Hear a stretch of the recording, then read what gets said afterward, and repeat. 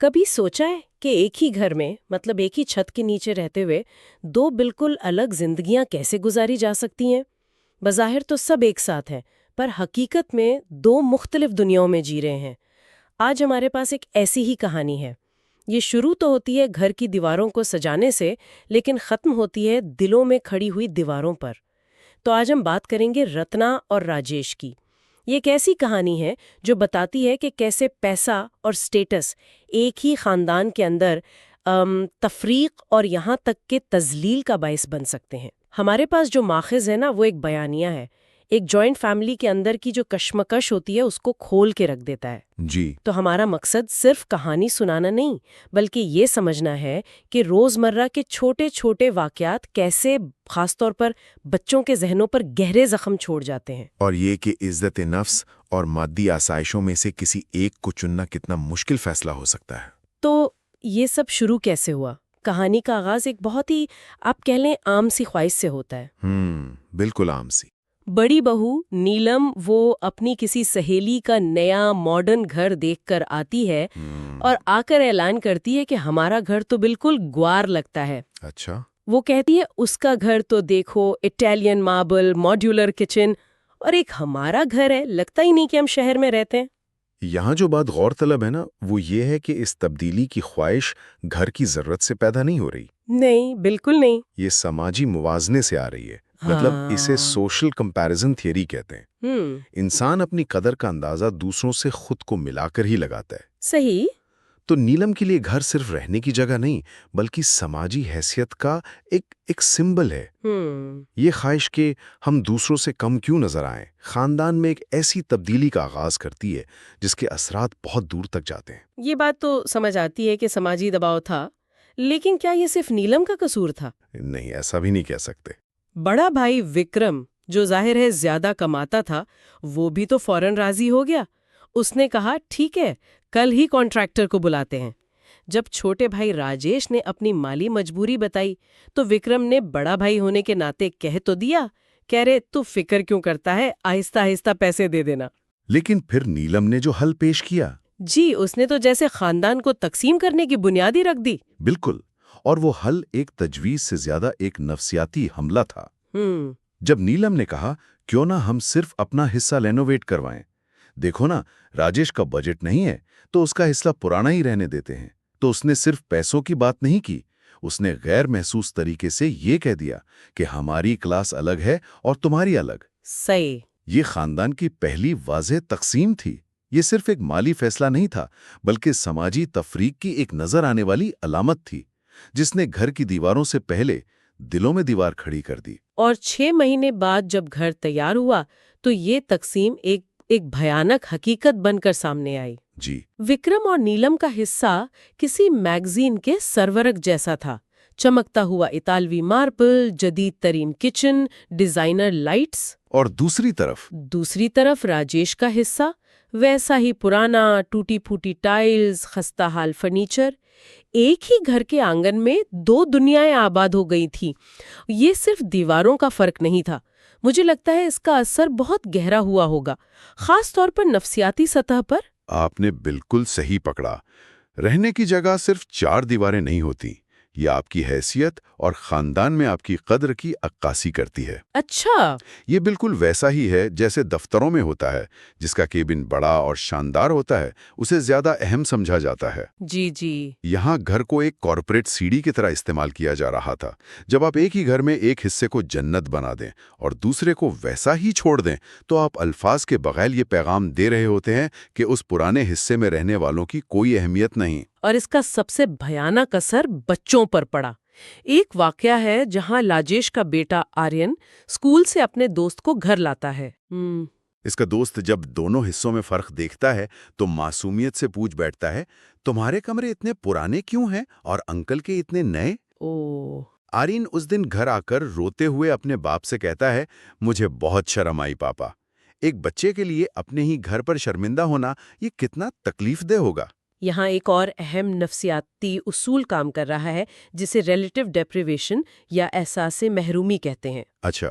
Aryan کو اس بات سے اتنی تکلیف نہیں ہوئی کہ اس کا کمرہ پرانا ہے، بلکہ اس بات سے ہوئی کہ اس کا کمرہ اسی گھر میں موجود دوسرے کمرے سے بدتر ہے۔ صحیح، موازنہ۔ جی، یہ موازنہ ہی اس کی شرمندگی کی اصل جڑ ہے۔ یہ اصول خاندانوں سے لے کر پورے معاشروں تک ہر جگہ عدم اطمینان اور بے چینی پیدا کرتا ہے۔ یہ تجربات بچوں کی خود اعتمادی کو ہمیشہ کے لیے تباہ کر سکتے ہیں۔ وہ یہ سیکھتے ہیں کہ ان کی قدر ان کے پاس موجود چیزوں سے کی جاتی ہے، ان کی ذات سے نہیں۔ گھر کی تقسیم کے بعد رشتوں کی تقسیم بھی شروع ہو گئی۔ رتنا، جو چھوٹی بہو تھی، اس کے ساتھ سلوک آہستہ آہستہ نوکرانی جیسا ہونے لگا۔ ساس، جو اب تک شاید غیر جانبدار تھیں، اب واضح طور پر بڑی بہو کا ساتھ دینے لگی۔ وہ رتنا کے بنائے ہوئے کھانے کو پھیکا کہہ کر ایک طرف رکھ دیتی اور نیلم کے بنائے پنیر مکھنی کی تعریفوں کے پل باندھ دیتی۔ تو یہ صرف کھانے پر تنقید نہیں تھی؟ نہیں، یہ رتنا کی تذلیل کا ایک طریقہ تھا۔ اور یہ تذلیل صرف کھانے تک محدود نہیں رہی، یہ ایک منظم طریقے سے اس کی حیثیت کو کم کرنے کی کوشش تھی۔ جی، یہ دکھانے کی کوشش تھی کہ چونکہ تم مالی طور پر کمزور ہو، اس لیے تمہاری محنت، تمہارے ہنر کی کوئی قدر نہیں۔ یہ ایک طرح کا جذباتی استحصال ہے جو اکثر ان خاندانوں میں ہوتا ہے جہاں مالی حیثیت میں بڑا فرق ہو۔ اور یہ بات اس وقت انتہا پر پہنچ گئی جب نیلم کے بیٹے روہن کی سالگرہ کی پارٹی تھی۔ اچھا۔ رتنا صبح سے اکیلی کام میں لگی ہوئی تھی، اور جب مہمان آئے تو روہن کے دوست اسے نوکرانی سمجھ کر آرڈر دینے لگے۔ واقعی؟ آنٹی، ذرا پانی لانا، ٹیشو پیپر کہاں ہے؟ اور یہ سب نیلم اور وکرم خاموشی سے دیکھ رہے تھے۔ جب راجیش دفتر سے آ کر یہ منظر دیکھتا ہے تو اس کا خون کھول اٹھتا ہے، لیکن وہ بے بسی سے سب کچھ دیکھتا رہتا ہے۔ یہاں ایک بہت خطرناک نفسیاتی کھیل چل رہا ہے۔ اسے لرنڈ ہیلپ لیسنس یا سیکھی ہوئی بے بسی کہتے ہیں۔ سیکھی ہوئی بے بسی؟ جی، جب کسی کو بار بار یہ احساس دلایا جائے کہ وہ حالات کو بدل نہیں سکتا تو وہ کوشش کرنا ہی چھوڑ دیتا ہے۔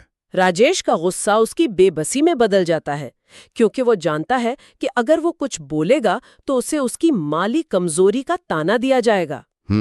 چونکہ وکرم بجلی اور پانی جیسے بل ادا کرتا ہے تو وہ یہ سمجھتے ہیں کہ انہیں راجیش اور رتنا کی عزت نفس کو پامال کرنے کا حق مل گیا ہے۔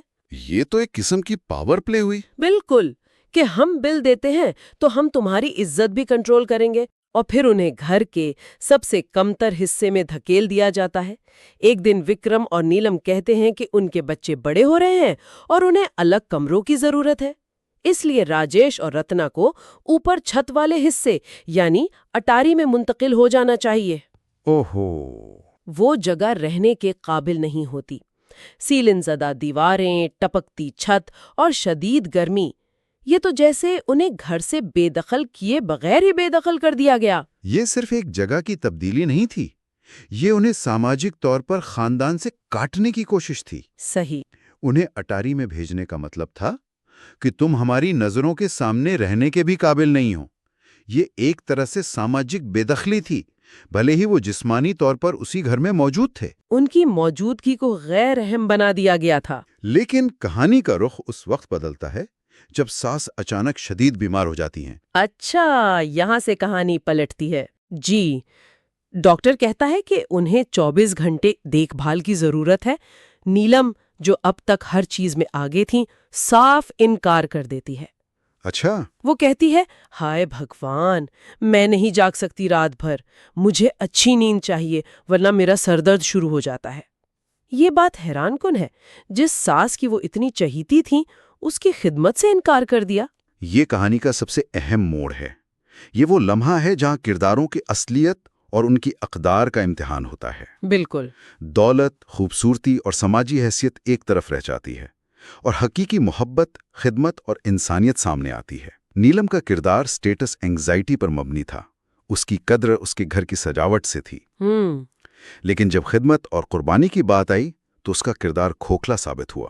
ایسے میں رتنا، جسے اب تک ذلیل کیا جاتا رہا تھا، وہ آگے بڑھتی ہے اور دن رات ساس کی خدمت کرتی ہے۔ اچھا۔ ہر 2 گھنٹے میں دوائی دینا، ماتھے پر پٹیاں رکھنا، کھانا کھلانا، کپڑے بدلنا، وہ سب کچھ کرتی ہے، جبکہ نیلم اپنے اے سی والے کمرے میں آرام سے سوتی رہتی ہے۔ یہ ساس کے لیے ایک آئینہ دیکھنے کے مترادف تھا۔ جی۔ جو ساس اب تک اپنی بڑی بہو کی ہر بات میں ہاں ملاتی تھی، انہیں پہلی بار احساس ہوتا ہے کہ مشکل وقت میں کون ان کے ساتھ کھڑا ہے اور کون صرف مطلب کا ساتھی ہے۔ صحیح. جب تک دوسروں کے ساتھ برا سلوک ہو رہا تھا وہ خاموش تھیں یا اس میں شریک تھیں، لیکن جب وہی بے حسی ان کی اپنی ذات کے ساتھ ہوئی تو انہیں اپنے چھوٹے بیٹے اور بہو پر گزرنے والی اذیت کا احساس ہوا. اور ساس کے ٹھیک ہونے کے بعد نیلم کا رویہ ان کے ساتھ بھی بدل جاتا ہے. اچھا. وہ انہیں ڈائننگ ٹیبل پر کھانے سے منع کرتی ہے کہ آپ کی وجہ سے ٹیبل گندی ہو جاتی ہے. وہ ان کی سہیلی کو گھر بلانے سے روک دیتی ہے. وہ ان کے کمرے کو بے ترتیب کہہ کر تنقید کرتی ہے. یعنی وہی تذلیل. جی، ساس کو وہی تذلیل محسوس ہوتی ہے جو رتنا اور راجیش اتنے عرصے سے محسوس کرتے آئے تھے. یہ ایک طرح کا کوگنیٹو ڈسوننس کا خاتمہ تھا. ساس کے ذہن میں دو متضاد خیالات تھے. نیلم ایک اچھی بہو ہے اور نیلم میرے ساتھ برا سلوک کر رہی ہے. اب ان کا ذاتی تجربہ انہیں اس حقیقت کو تسلیم کرنے پر مجبور کرتی ہے جسے وہ نظر انداز کرتی رہی تھیں. کہانی کا آخری جھگڑا اس وقت ہوتا ہے جب آرین سے غلطی سے ایک شوپیس ٹوٹ جاتا ہے. تو نیلم غصے میں آ کر اسے اور اس کی بہن کو غریبوں کے بچے کہہ کر ذلیل کرتی ہے اور کہتی ہے تم دونوں اوپر جاؤ اور اپنے اس ٹوٹے پھوٹے کمرے میں رہو، یہاں نیچے مت آیا کرو. اسی وقت راجیش دفتر سے آتا ہے اور یہ سب سن لیتا ہے. یہ وہ لمحہ ہوتا ہے جب اس کا صبر جواب دے جاتا ہے. آخرکار وہ پہلی بار اپنی آواز بلند کرتا ہے اور اپنی بیوی اور بچوں کی عزت کے لیے کھڑا ہوتا ہے. وہ کہتا ہے بس اب بہت ہو گیا اور گھر چھوڑنے کا فیصلہ کر لیتا ہے. یہ ایک بہت بڑی تبدیلی تھی. بالکل. یہ لمحہ طاقت کے توازن میں ایک بڑی تبدیلی کا نشان ہے. جی. راجیش جو اب تک خاموش، بے بس اور لرنڈ ہیلپ لیسنس کا شکار نظر آ رہا تھا، اب اپنی ایجنسی یعنی اپنی زندگی کا اختیار واپس لے رہا ہے. بالکل. اس کا یہ فیصلہ ظاہر کرتا ہے کہ اب وہ کسی بھی قیمت پر اپنی اور اپنے خاندان کی تذلیل برداشت نہیں کرے گا. یہ اس کی طرف سے ایک اعلان تھا کہ میری خاموشی کو میری کمزوری نہ سمجھا جائے. اور پھر کہانی کا سب سے ڈرامائی منظر سامنے آتا ہے. جب راجیش اپنا سامان باندھ رہا ہوتا ہے تو ساس اپنا بیگ لے کر باہر آتی ہیں اور کہتی ہیں میں بھی جا رہی ہوں راجیش کے ساتھ. کیا بات ہے. جس گھر میں چھوٹے بیٹے اور اس کے بچوں کی عزت نہ ہو وہاں میں نہیں رہ سکتی. پھر وہ اپنے پرس سے کاغذات نکالتی ہیں اور انکشاف کرتی ہیں کہ گھر ان کے نام پر ہے. وہ وکرم کو یاد دلاتی ہیں کہ اس نے بھی اپنی شادی کے لیے قرض لیا تھا اور راجیش کی پڑھائی پر خرچ ہونے والی رقم گھر کی تعمیر پر لگے پیسوں سے بہت کم تھی. اس انکشاف کے بعد وکرم اور نیلم گھبرا کر راجیش کے پیروں میں گر کر معافی مانگتے ہیں. ساس گھر راجیش کو دینے کی پیشکش کرتی ہے لیکن راجیش وہ معافی قبول کرنے کے باوجود گھر چھوڑنے کا فیصلہ کرتا ہے. وہ کہتا ہے بھائی معافی تو مل گئی پر عزت ایک بار ٹوٹ جائے تو واپس نہیں جڑتی. ہم جا رہے ہیں اپنی محنت سے اپنی عزت سے جینے. ہم اپنا نیا گھر بسائیں گے. راجیش کا یہ آخری فیصلہ اس کہانی کا سب سے طاقتور پیغام ہے. یہ اس کی فتح ہے. صحیح. یہ ظاہر کرتا ہے کہ اس کے لیے مادی ملکیت سے زیادہ خودداری اور وقار اہم ہے. اسے گھر واپس مل رہا تھا جو شاید اس کی سب سے بڑی خواہش تھی، لیکن وہ جانتا تھا کہ اس گھر کی دیواروں میں جو ذلت اس نے اور اس کے خاندان نے سہی ہے اس کے نشان کبھی نہیں مٹیں گے. کبھی نہیں. اس کا گھر چھوڑنا صرف ایک جگہ چھوڑنا نہیں تھا بلکہ ایک زہریلے ماحول سے خود کو اور اپنے بچوں کے مستقبل کو آزاد کروانا تھا. یہ پوزیشن یعنی ملکیت پر سیلف پوزیشن یعنی خودداری کی فتح تھی. تو آخر میں یہ کہانی ہمیں سکھاتی ہے کہ خاندانی رشتے مادی چیزوں، بڑے گھروں یا مہنگے فرنیچر پر نہیں بلکہ باہمی احترام، محبت اور وقار پر قائم ہوتے ہیں. جب یہ بنیاد ختم ہو جائے تو عالیشان محل بھی ایک قید خانہ محسوس ہو سکتا ہے. بالکل. راجیش کا اپنے خاندان کے ساتھ اس گھر سے نکل جانا اس کی شکست نہیں بلکہ ایک بہت بڑی جیت تھی. جی. یہ اپنی زندگی کی شرائط خود طے کرنے اور اپنے بچوں کو ایک ایسا صحت مند ماحول فراہم کرنے کی جانب پہلا قدم تھا جہاں ان کی قدر پیسوں سے نہیں بلکہ ان کی ذات سے کی جائے. اور یہ کہانی صرف ایک خاندان کی نہیں ہے. ہمارے ارد گرد سوشل میڈیا پر ہر روز ایسی ہزاروں کہانیاں بن رہی ہیں جہاں لوگ اپنی زندگیوں کا موازنہ دوسروں کی پرفیکٹ زندگیوں سے کرتے ہیں اور پھر اپنے رشتوں کو داؤ پر لگا دیتے ہیں. اور ہم آج کی گفتگو اس سوال کے ساتھ ختم کرتے ہیں. کسی ایسے رشتے میں سمجھوتے کی اصل قیمت کیا ہوتی ہے جہاں عزت نفس کو مسلسل ٹھیس پہنچائی جاتی ہو؟ اور وہ کون سا لمحہ ہوتا ہے جب کسی جگہ کو چھوڑ دینا ہی اپنی ذات کو بچانے کا واحد راستہ بن جاتا ہے؟